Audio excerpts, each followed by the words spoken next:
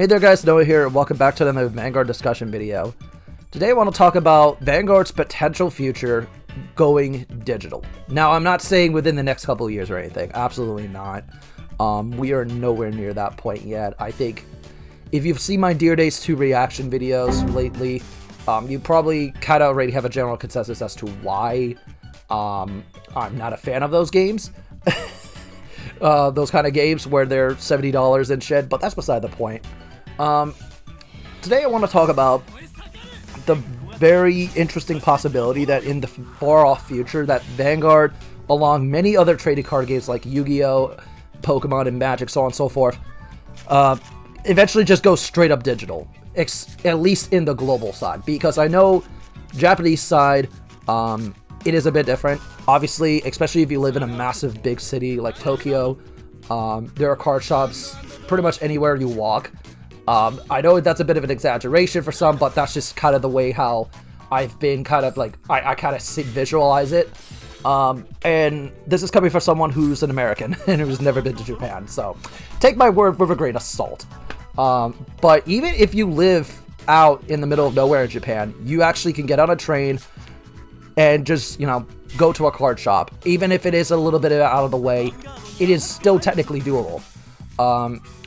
However, and this is the big however I'm going to bring up, here in the West, regardless of what part of the world globally that you're in, if you don't live in a major population center, like a major city, going to a locals is sometimes extremely challenging. Like, for me personally, when I used to live in Florida a couple years ago, I used to have to drive an hour bare minimum just to go to a locals at times. Sometimes maybe 2 hours to go to a Vanguard locals. And I know that seems insane for someone, you know, who's like, oh my god, that's so much gas. And, you know, back then gas was cheap, but even still, that's a lot of commitment. You know, just the drive to and from, that's a hard commitment. But my personal perspective aside, I do recognize the fact that it is still a challenge to actually be able to go to locals in general. Lately, I haven't been really going over the last couple months due to personal reasons, but now if I sit there and play Vanguard, it's usually because I have someone right in front of me to actually play, or I just go on CFA or whatever, like, you know, online client I can go to, and I can get my fix from there. And that's usually more than enough for me, especially when they reveal and release new cards. You want to test it immediately. Usually online's the best way to go, because proxies, it takes a lot of effort to set that up, and even then it's not worth it. It's depending on the deck, especially if you're having to essentially proxy the entire deck. At that point, it's just, at that point, you're better off playing it online. And that's kind of where my main focus is, right? So specifically for those people who don't have ease of access to a local card shop that actually carries product for the game in which they want to play.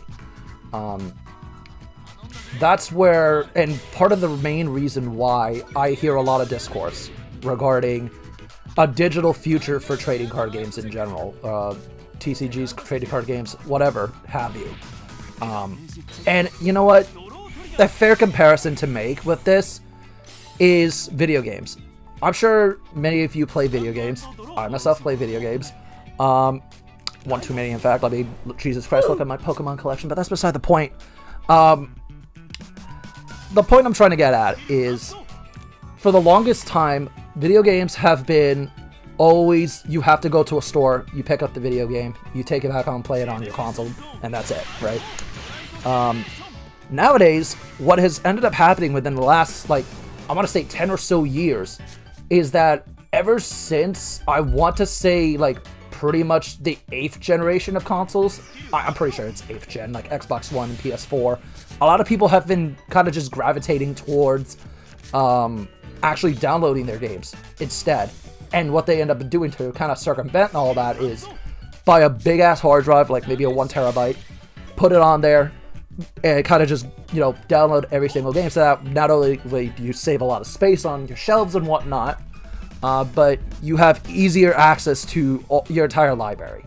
And that is a kind of the point I'm trying to get at, where I can definitely see trading card games kind of going down that same path years from now. I think it's a bit different for trading card games, especially some of the more niche ones that are just either starting or been around for years, but not a whole lot of people really you know, play at a more consistent level. And so I definitely see a lot of these trading card games now, like if you don't have an online client or an easy way to play the game that you don't have to go to a local card shop for to actually play the damn game, there's a problem right away. And when it relates to Vanguard in specific, I think that a lot of people really want that kind of just, okay, I can play this game, I can play it online, I don't have to go to the card shop every week, or just, you know, whenever I can get around to it, I can just pick up, play, so on and so forth. I myself first started playing Vanguard via Card Fight Area. Funnily enough. Area was the only way back when, mind you, this was 2013, like I was broke high schooler. I initially found Vanguard via an ad on YouTube, clicked on it, links me to the first episode of the anime. I'm like, I binged it, fell in love with the series, and then I wanted to actually try playing it, but I had no card shops near me that was actually selling the product in general, and because I was broke, and also Pokemon X and Y was right around the corner when I first got into it, I didn't want to make that initial money investment into the game. And so what ended up happening to me was I had to play via Card Fight Area. I had to look up if there was an online simulator for it. Obviously there was. And that was the primary way how I played Vanguard for at least 3 years. I didn't actually start picking up the physical card game until 2016, 2017. And so, yeah, that's kind of the main part about it. Like, just, again, ease of access. Okay, I look something up. Oh, there's a simulator? Okay, I can play. Or there's an easy way for me to play the game and learn how to play the game. Great. Of course, my experience, I had to learn everything from basically from scratch and just based off of, like, pure memory of what I actually remember, like, seeing in the show. And so, I know that's not an easy thing to do for everyone, because nobody's got that kind of time on their hands. Like, I literally spent the entirety of my spring break that year just learning how to play Vanguard. And that was an interesting experience in its own right. But the point I'm trying to get at is I definitely see a world where every single TCG in the market will eventually have to adapt this digital model, at least in some way, shape, or form. Now, I'm not saying a traditional locals is dead. No. I don't see that happening ever, because I think people like that player interaction, that person face-to-face across sitting from you, actually playing the game that you love. So I don't see a world where that suddenly changes. Also, if you hear Doggo in background, Doggo is a good boy. Colt is a very good boy, but that's beside the point. So I think in general, the way how we're going down this rabbit hole now is I definitely see a world where people have to start transitioning into this kind of, where companies in general have to start transitioning into a digital market. Enough to a point where it is very easy to pick up and play. And then if you want to make that initial money investment after the fact, you can. And I definitely think that is probably more worthy and more worth of an investment in time and resources into than any single starting product that Vanguard or any other TCG could actually put out there. It's kind of the reason why I get the feeling that they haven't really done a whole lot of structure decks or a lot of theme decks in general over the last like couple years for certain other TCGs like Yu-Gi-Oh! And that's just simply because like the last structure deck was good, but like nowadays if you want to teach someone how to play the game, you just point them to Master Duel or point them to Duel Links. And that's usually more than enough. And if you want to introduce the same game into a new like kind of format, you just do it via an application like Duel Links, and then boom. Like, I know right now Rush Duel is a big thing in there, and that's literally the only way you can actually play Rush Duel in a global sense. And I think that's perfectly fine, because I think they knew that if they tried adapting what they did for Speed Duel, it would fail miserably, because you're having to start another card game in a market this saturated is extremely difficult.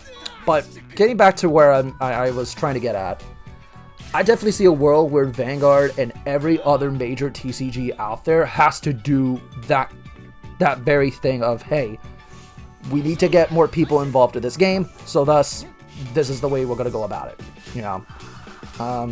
Is it going to be perfect right out the gate? Fuck no. Let's be honest for a hot minute. I think there's obviously room for, you know, a lot of mistakes to be made and stuff, and, you know, mistakes will be made, but I definitely believe that there is a case to be made that, yeah, things could be better, and things are going to get better for the online, like, sense. Really, at the end of the day, what this comes down to is that at some point or another, they will have to adapt the digital market at some point, regardless of which way you look at it. I definitely see a world where, you know, both the traditional locals and the online clients that kind of go hand in hand. And I definitely see a world where if trading card games do not adapt that kind of thing, they will completely fall to the wayside and probably be the next whatever dead trading card game you could think of off the top of your head. And so I want to hear your guys' takes with this, because I know a lot of people want an online client for Vanguard. I know a lot of people want just a generically good, like, online client for any one of their TCGs that they love, and, you know, to at least somewhat replicate the TCG experience, even if it's not 100% accurate as in terms of what the card pool is. Like, going back to Master Duel, I think what they're doing with that is great. Recently, I've been getting a lot into the Pokemon trading card game, and while I have had some experience with the trading card game before with Pokemon Trading Card Game Online, and despite the fact that that game was beautiful, I admit they were going to have to eventually adapt an easy way to make it so that way people could actually play the game on the online ladder without completely making it so pay to win, in quotes. And that has convinced me more than enough to actually pick up Pokemon finally. So I think in general, it's a good thing. I think that the more people get exposed to it online, the more they're more realistically willing to actually go and pick up the game IRL. And I mean, again, just take a look at me. I started off on an online client, and now I have way too many decks that I don't even know what to do with it now at this point. So, here's one last food for thought before I tap out for good for this video. Vanguard 0, right? I know you're seeing it on the background. I've been playing it I played it in my last video too, because this just further proves the point. Having an ease of access game allows your trading card game to make you through some of the hardest times that your game can possibly go through. When Vanguard 0 first came out, it was at the height of the pandemic, when the pandemic first started back in April of 2020.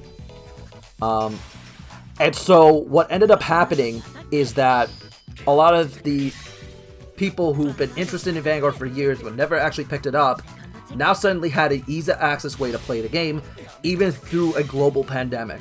And what ended up happening is that when Overdress first started up, with the trial decks and then eventually the booster sets, a lot of people jumped off of Vanguard 0 and started playing the TCG IRL, and that made a massive difference.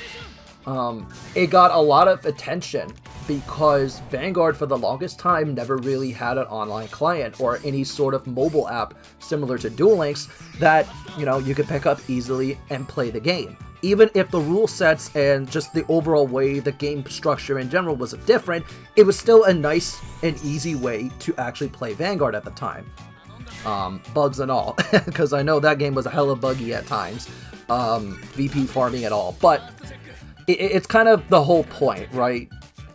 Without Vanguard 0, Vanguard as a game would not exist right now, and it wouldn't have made it through the pandemic. I think it would have very easily become another buddy fight situation. I think it would have been another name X Bushy Road failed game here, like this kind of scenario.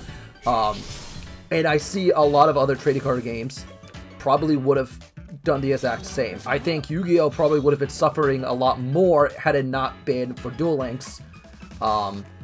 In general, so you know, that's kind of where I'm getting at. Same thing with Pokemon Trading Card Game Online at the time. Maybe not as much with Magic, I'm not 100% sure on that because I have no experience with that game. But regardless, having an online client really makes a difference. And I think the future for TCGs as a whole is going digital. But again, let me know what you guys think in the comment section below about all this. I know I kind of make a lot of comparisons to other trading card games, but it's more so just so that way I can further prove the point. Until next time, this is Noah, and I'll catch you guys later. Bye, everyone.